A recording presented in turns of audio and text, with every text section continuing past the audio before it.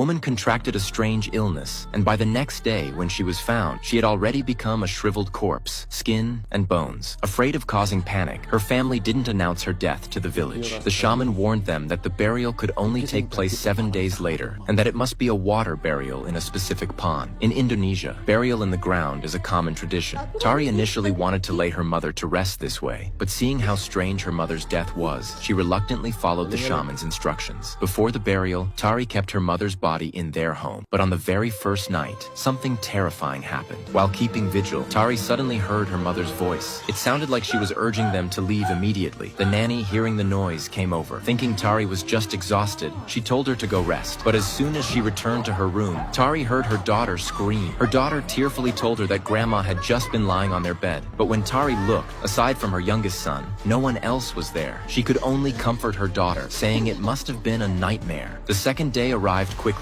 Kadar was stressing over his overdue debts when suddenly he heard chanting coming from the living room. But besides their deceased mother, there was no one else there. So who was chanting? Kadar gathered his courage and walked into the living room, only to see a group of strangely dressed people sitting around his mother's body. When they saw Kadar enter, they all turned to look at him, their eyes cold and expressionless. A chill ran down Kadar's back. He had no idea when these people had come in.